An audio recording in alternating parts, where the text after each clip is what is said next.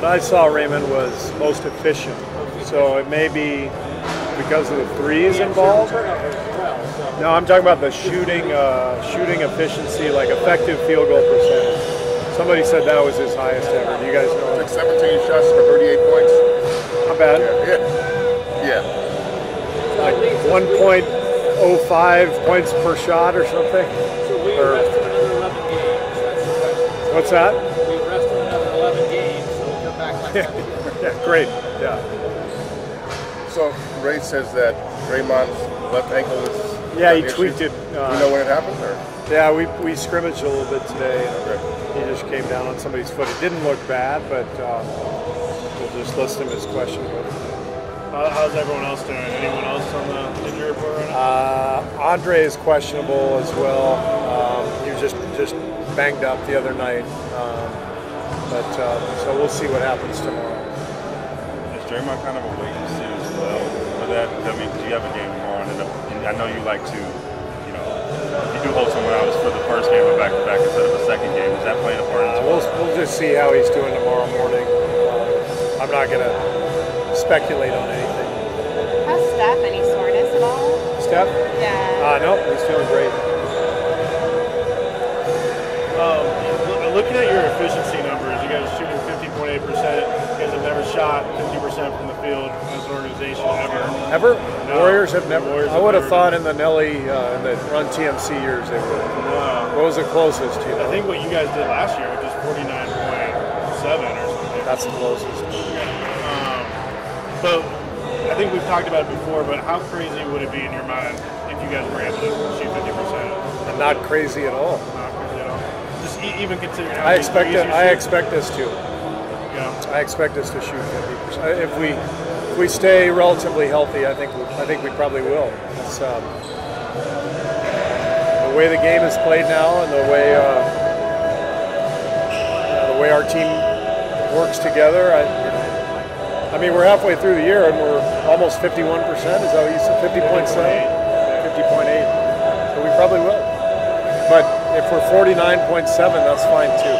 To give you some context, though, of teams that have shot 50.8%, no team until now has shot more than 10 threes per game. You're shooting almost 30. So it's a new era. Yeah. It's a new era in this league. Do you guys need that music turned on?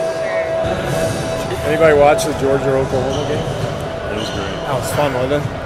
That was awesome. Crazy game. It was a good game. Yeah, it was a great game. Great game. It was weird seeing Georgia and Oklahoma in the Rose Bowl. It was. You always think of a Pac-12 team. Right, Pac-12, Big 12. Yeah. But I think both teams deserve to be there in terms of no question. They are. No question. Just want to follow up. Did you wind up seeing the Draymond, the 2 checks in those 3 minutes? Did you get a better picture? What did you think of those? I didn't think he deserved to be kicked out. What I saw was he got called for the foul and he went like that. Yeah. And, now, he might have said a magic word in there somewhere, but normally you don't get kicked out for that. You got to be pretty demonstrative normally. But so I disagreed with it, but nothing we can do about it. Do you think at a certain point, once you develop a reputation in the league, that it's hard to shake that, or that guys are maybe more? Yeah, probably. Yeah, I think a ref would probably be more likely to give Steph Curry a pass in a situation like that than Draymond, just based on reputation and however you want to describe it. But so Draymond's got to take that into account. He's and the tough part is, we need Draymond to be on edge. We don't want Draymond to be passive. We want him to be fiery. We want him to be yelling and screaming, and he's got to walk that line. But it's a tough line to walk for him, because he's so emotional and competitive and passionate. It's what makes him great. But there's just a point where he's going to have to pull back, and nothing any of us can do. It's just he has to feel that moment, and we can talk to the league and plead our case, but ultimately it's up to him to field when he's got to pull back. So because you want him to have that edge, you guys don't try to pull him back at all or tone him down in those situations? Why would we? Draymond is one of the most impactful players in the league, and does so many great things for us. He gives us an edge that we otherwise don't have. We have a very quiet team. Steph, Clay, KD. KD can get a little upset, a little angry, but for the most part, we don't spend a lot of time yelling and screaming, and so we need the chest pumping, yelling Draymond. We need that, and again, it's just about can we get him to walk that line. Even though he leads the league in technical fouls right now, do you feel like he's made an effort this season to try to, be minus P's and Q's a little bit more around refs? Or? Well, I don't know. I mean, I just, for us, I think he's been great. I thought that maybe the first 4 or 5 games of the year he seemed a little out of sorts, and then he settled in, and I think he's played really well and handled himself really well. And one tech is fine. But the other night he got 2, even if the second one was unwarranted. He's got to keep it to 1 tech because we need him. We need him desperately on the floor. Obviously, at this rate, he's going to be running into the situation where he may be having to miss the game. He's won every 3.7 games, is a lot. But last year, he kind of stacked up early, it seems like, and kind of later on as the season went on, kind of avoided him. So are you worried at all? He knows. Yeah. I fully expect Draymond to dial it back a little bit as he gets. Where is he? 10 now? 10. Yeah. What is it? 14? 16? Maybe one will get rescinded. Maybe. He's got 5 to play with. So once he gets that 15th, we'll see what happens. Steve, you've been pretty vocal about medical marijuana now that it's legalized, now that marijuana is legalized right now. What are your thoughts just sort of surrounding that and about what that's going to do for California? Wow. Curveball. You don't want to talk about the pick and roll? Or well, unfortunately, it didn't work for me. So I was disappointed that it didn't help me. Last whenever it was, a year and a half ago, when I tried it as an alternative to the opioids I was getting prescribed for my pain that I was dealing with. So I do feel strongly that it's a much better option than some of the prescription drugs. And I know that it's helping a lot of people, which is great. And as long as it's regulated and used wisely, then I am a proponent. But again, it's not something that helped me, but hopefully it helps a lot of other people. Are you satisfied with the way Jordan learns from his mistakes? Because we can Does this have to do with pot or no? So we're going back. I don't know. You have to ask Jordan about that. Now we're going back to so basketball again. All right. We can go back to pot eventually. We'll go to politics next. Right on. Yeah. The whole gamut. So Jordan's mistakes. Yeah, he's going to make some. Yeah. And he's going to make some every game. Right. But do you feel like he's learning at the rate that's satisfactory to you and that he's learning from his mistakes? Yes. He is.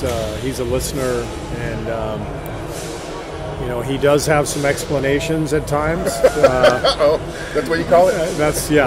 He'll explain what he was doing, but JC watches tape with him every game. I pull him aside almost every game. I was mad at him the other night for a turnover late in the game when we were up 15 or 17. The game was basically over, but he dribbled up the floor and turned it over. Like that matters. Every play matters. And so he's learning. He's absorbing a lot. He's got a good feel, and he's getting better, and he's very coachable. So he's a great kid. He comes from a good family. You can just tell he gets it. He's a really good teammate, and so he's going to get better and better because that's what happens when you get to the league. It's such a shock having to learn what's happening on the floor, tendencies of your opponents. It's kind of overwhelming, but once you sort of get the groove,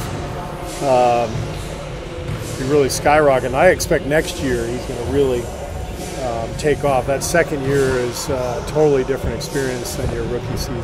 You know, for a guy who came to basketball relatively late, because he played a lot of football early, his passing seems to be really at a high level. I mean, are you still surprised by some of what he sees out there when he's passing the ball? Or anything? It's beautiful, yeah.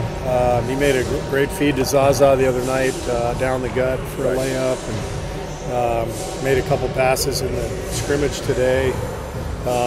You either see it or you don't. I don't think it's something you can teach. I think players either see the floor and feel the game, or they don't. You can teach some concepts, which is what we always try to do with all of our guys. Right. But you can see the guys who just, they see the floor better than others. Sean and Andre are like that. You can see they're reading 2 steps ahead. Draymond. Jordan is like that, in that he anticipates what's coming. He's got a good feel for finding the open guy. Nick was really like, when you guys traveled down to go visit him in LA this summer, we really credit that really made a big impression on him. What was the reasoning behind that for you guys just to go all the way down there as a one contingency, just for what's considered a role player? What from your perspective? Every player matters, every roster spot matters, and we identified Nick as somebody who could really help us, and it just made sense. So that's what you do. You recruit a guy and you explain your vision for him and for the team. And I think he really wanted to be part of a good team and a playoff team, and so it all worked out, and we're thrilled to have him. It seems like with him, he's a very fun-loving guy, and it seemed like early on in his career that was maybe like people talked to that as a detriment. Maybe he wasn't serious and stuff. But what have you seen from him this season? I've seen a guy who loves basketball and loves coming to the gym every day, and he's a joy to be around. It's just fun to watch him smile on the court and do his thing, and see the reaction of the players. When he hits a few shots in a row, the guys on the bench just go nuts, and so do the coaches. So I think what's interesting with a guy like Nick is if you're a fun-loving guy, carefree and loose on a bad team, then you're a distraction, and if you're the exact same guy on a good team, you're a breath of fresh air. So it's perception and perspective, and on a really good team, everybody's positive qualities are exposed, and on a bad team, the negative qualities are exposed. And it's the benefit of playing on a really good team. All right, Great. Thanks a lot, guys.